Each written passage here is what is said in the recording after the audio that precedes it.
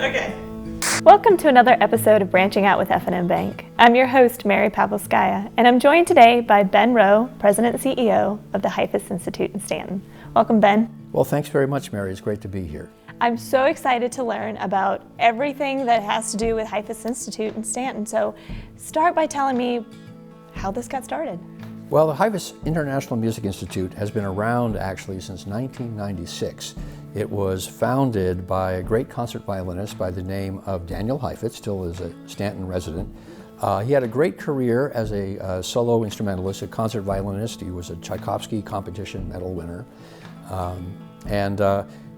Towards the end of his playing career, he recognized that there was a real kind of problem with the way that music instruction was happening. What he felt was missing was that conservatories were really bent on teaching technique, but they weren't really paying attention to the emotion, the reason why these pieces were composed in the first place. You know, they weren't written as just academic exercises, but they were meant to communicate something, a story. What developed after that is a modules way of teaching, a methodology that is unique to this day to the Heifetz International Music Institute, which is that not only do we teach, but they also have something that we call performance and communication training, which is really how to develop a complete, well-rounded communicative artist. So when you come to the Heifetz Institute, not only do you have these great lessons, but you also take lessons in public speaking,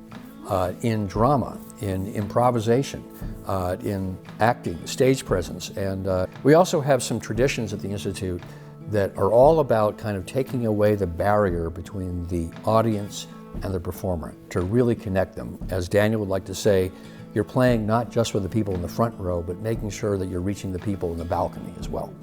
So for example, when you come to a Heifetz concert, what you might notice is that all of the performers, when they come on stage, well, they have to come and introduce their piece, and then I'm going to walk out on stage and play it.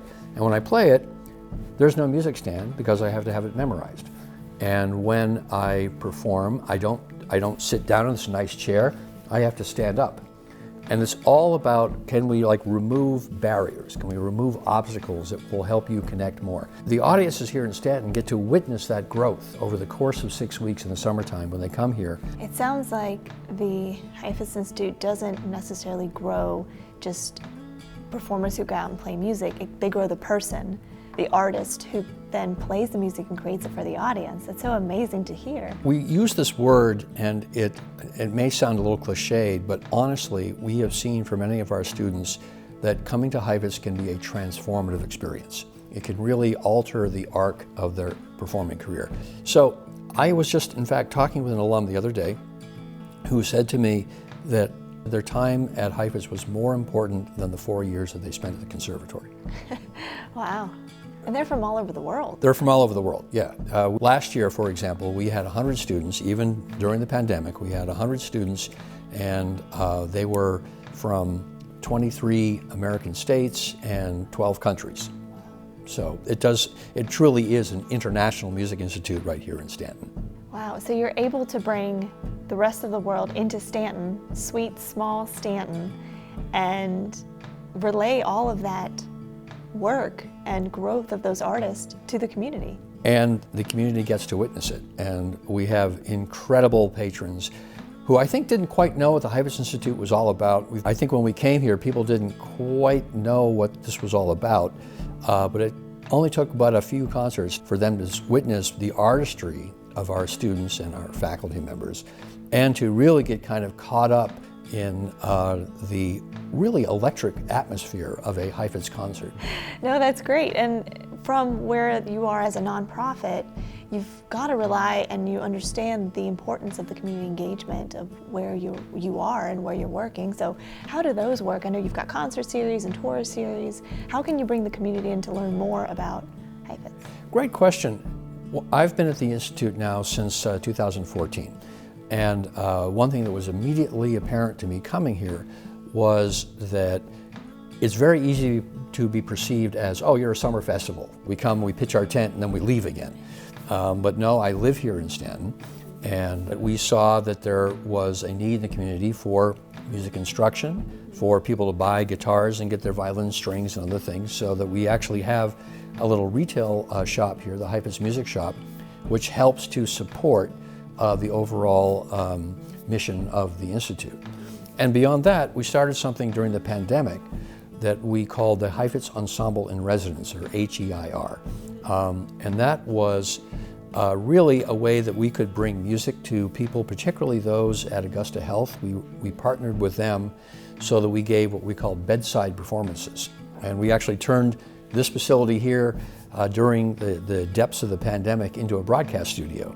And for 4 days every week, our resident artists, who were all young alums of the Institute, were quarantined together, and they were doing chamber music together, and they were performing for hospital audiences and for small gatherings of people. We did Zoom concerts for some of our touring partners because we couldn't go on the road and tour. And it might be a city council meeting, it might be the Kiwanis Club, but it would be a chance for us to really try to bring music back to the community, which was really starved for it. During a time where the pandemic was taking us to our lowest, it's the beautiful memories that are made and created, the moments that are created. It was a fantastic partnership, and it's going into a second year now, where really these students are having a chance to connect with people who have been, of course, many times cut off from the world. So whether it's at a senior center or hospice care, or we actually played at the vaccination clinic several times. And it really was, I think, we had some students say, this is why I got into music in the first place, was to be able to provide that type of service. And of course, they love to play. That's why they're here. No, I'm definitely looking forward to the concert series in the summer, looking to see what you've talked about, which is the growth of each of the artists and the way that they become the music that they play and tell the story. And I'm very much looking forward. It sounds like you've been picking up on it, because it is about becoming the music. Well, I know I'm looking forward to it, and I'm hoping that all of our viewers are looking forward to the summer of community engagement, of hearing the music, seeing the music, and viewing the artists that are playing it. But really enjoyed talking with you today, Ben. Looking forward to the next year of music coming from the Heifetz Institute. And thank you, and we certainly hope to see you in Francis Auditorium. Absolutely. Thanks for joining us for another episode of Branching Out with F&M Bank.